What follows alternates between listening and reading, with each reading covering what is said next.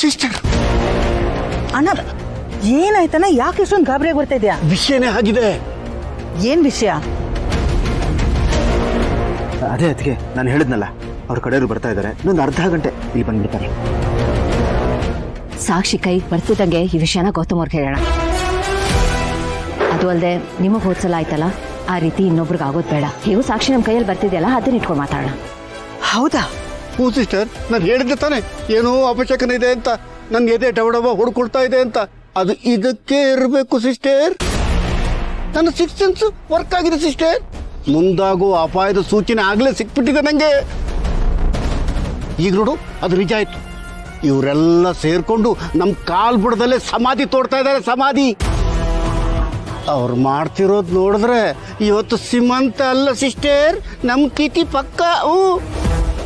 ಕೆಲವು FIR ಪ್ರತಿ ಅಂತೆ, ಅದು ಸಿಕ್ಕಿದ ತಕ್ಷಣ ಗೌತಮ್ ಹತ್ರ ಮಾತಾಡ್ತಾರಂತೆ. ಆಮೇಲೆ ನಮ್ಮ ಬಂಡವಾಳ ಎಲ್ಲ ಬಯಲು ಮಾಡ್ತಾರಂತೆ ಸಿಸ್ಟರ್.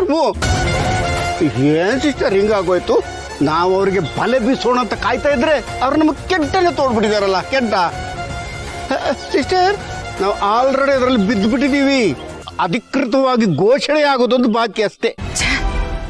ನನಗೆ ಗೊತ್ತಿಲ್ಲದೆ ಇಷ್ಟೆಲ್ಲ ವಿಷಯ ನಡೆಸ್ತಾ ಇದ್ದಾರೆ ಅವರು. ಹ್ಞೂ ಸಿಸ್ಟರ್, ಭಾರಿ ದೊಡ್ಡ ಆಪರೇಷನೇ ಮಾಡಿಬಿಟ್ಟಿದ್ದಾರೆ. ಈಗ ಏನ್ ಮಾಡೋದು ಸಿಸ್ಟರ್? ಇರೋಣ ನೋಡೋಣ. ಈ ವಿಷಯ ಕೇಳಿ ನನ್ನ ತಲೆನೇ ಕೆಟ್ಟೋಗ್ತಾ ಇದೆ. ಯಾಕಮ್ಮ, ಏನಾಯ್ತು? ಯಾಕೆ ಒಂಥರ ಇದ್ರಲ್ಲ?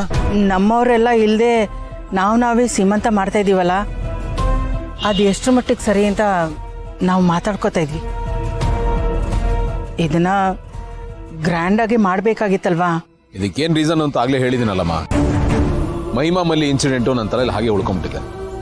ಇದನ್ನ ಸಿಂಪಲ್ ಆಗಿ ಮಾಡೋಣಮ್ಮ ಪ್ಲೀಸ್. ಅಲ್ಲ, ಎಲ್ಲ ಸರಿನೂ ಆ ಥರನೇ ಆಗತ್ತಾಗತ್ತ. ಅಮ್ಮ, ಸೆಲೆಬ್ರೇಟ್ ಮಾಡೋದಕ್ಕೆ ಇನ್ನೂ ತುಂಬಾ ಒಕೇಶನ್ಸ್ ಬರುತ್ತೆ, ಅದನ್ನ ಗ್ರ್ಯಾಂಡ್ ಆಗಿ ಸೆಲೆಬ್ರೇಟ್ ಮಾಡೋಣ. ಆಯ್ತಪ್ಪ. ಅಣ್ಣ, ಸೀಮಂತಕ್ಕೆ ಬೇಕಾಗಿರೋ ಐಟಮ್ಸ್ ಎಲ್ಲ ಕಾರಲ್ಲಿ ಇತ್ತಲ್ಲ, ತಗೊಂಡು ಕೊಟ್ಟಿಯಾ? ಅಯ್ಯೋ ಸಿಸ್ಟರ್, ಮರ್ತ್ಬಿಟ್ನಲ್ಲ. ಇರು, ಲೇಟ್ ಆಯ್ತು, ತಗೊಂಡ್ ಬಾ ಬೇಗ. ಬರ್ತೀನಿ. ಹಲೋ ಅಣ್ಣ. ಇಲ್ಲಿ ರೀ, ನಾನು ತಗೊಂಡ್ಬರ್ತೀನಿ. ಇಲ್ಲ ಗೊತ್ತಮ್ಮ, ಅಣ್ಣ ಹೋಗ್ತಾರೆ. ಫೋನಲ್ಲಿ ಬಿಸಿ ಇದ್ರಲ್ಲ, ಪರವಾಗಿಲ್ಲ, ಇರಿ ತರ್ತೀನಿ.